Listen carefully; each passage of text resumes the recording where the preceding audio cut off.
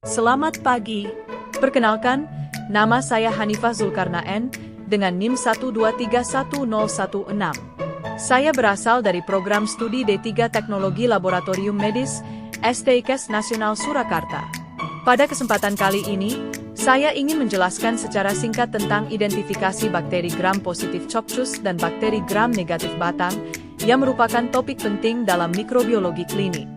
Bakteri gram positif Coccus seperti Staphylococcus dan Streptococcus, memiliki bentuk bulat dan menghasilkan warna ungu pada pewarnaan gram. Sementara bakteri gram negatif batang, seperti Escherichia coli dan Pseudomonas, berbentuk batang dan berwarna merah muda pada pewarnaan gram. Proses identifikasi ini sangat penting untuk menentukan jenis bakteri, penyebab infeksi, dan membantu dalam pemilihan antibiotik yang tepat.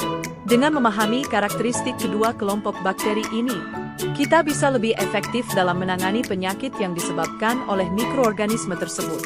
Demikian penjelasan singkat tentang identifikasi bakteri gram positif Coccus dan gram negatif batang. Untuk informasi yang lebih lanjut silahkan simak video berikut. Semoga informasi ini bermanfaat bagi kita semua. Terima kasih. Semoga sukses selalu untuk kita semua. Langkah pertama, menyiapkan alat dan bahan yang diperlukan. Membuat 4 zona pada media MC dan juga BAP untuk dilakukan goresan. Melakukan fiksasi pada ose bulat sebelum melakukan goresan.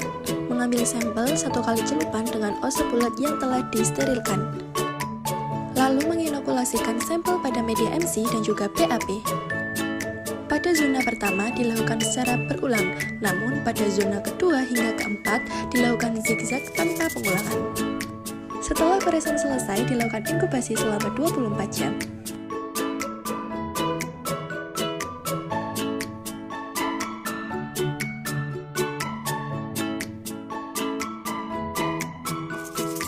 Hasil media BAP dilakukan pengamatan untuk bakteri yang terpisah diambil, lalu dibuat sediaan untuk dilakukan proses pengecatan.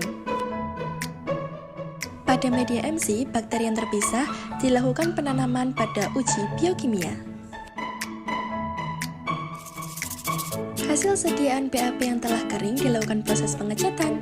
Yang pertama, pengecatan menggunakan gram A. Genangi seluruh sediaan dengan cat gram A selama 3 hingga 4 menit. Setelah waktu selesai, buang sisa cat gram A, dilanjutkan dengan gram B selama 30 detik. Buang sisa cat gram B, lalu dilakukan pembilasan dan juga mengenangi sediaan dengan gram C hingga sisa-sisa cat luntur. Setelah dirasa cat sudah luntur sempurna, lalu digenangi dengan gram D. Setelah 3 hingga 4 menit, buang sisa cat gram D lalu bilas dengan air mengalir.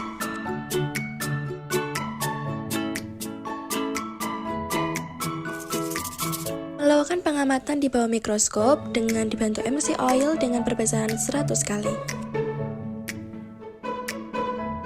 Melanjutkan pemeriksaan dengan uji tes katalase dengan bakteri yang diambil dari sediaan BAP yang terpisah sebanyak 1 ose.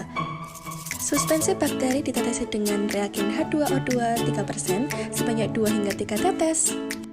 Melanjutkan pemeriksaan identifikasi gram positif dengan pil eskulin dan juga KPD apabila didapatkan hasil kokus berderet dari hasil pengamatan mikroskop dan juga uji katalase dengan hasil negatif.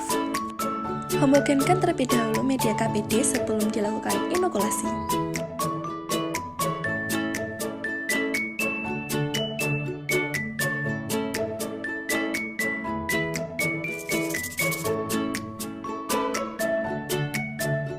Menginokulasikan bakteri yang terpisah dari media BAP ke media pil eskulin dengan menusukkan ose yang telah berisi bakteri dan juga menggoreskan pada sisi miringnya.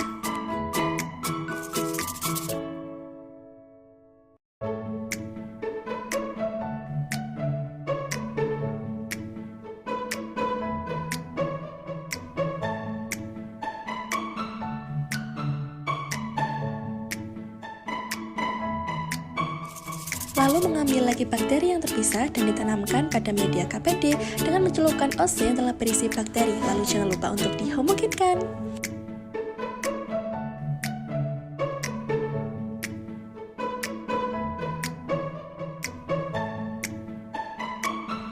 Setelah inokulasi selesai, jangan lupa untuk diinkubasi selama 24 jam dengan suhu 32 derajat Celcius.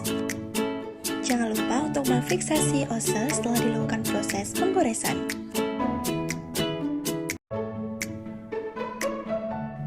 Berikut hasil inokulasi dari media BAP ke media KPD dan juga pil eskulin.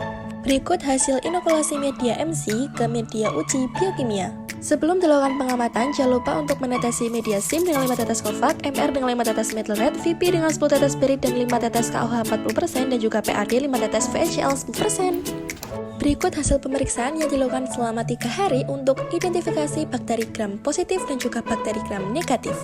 Dalam sampel C7 yang diperiksa ditemukan Streptococcus vaigialis grup beta hemolysa dan Salmonella paratiposa A. Terima kasih.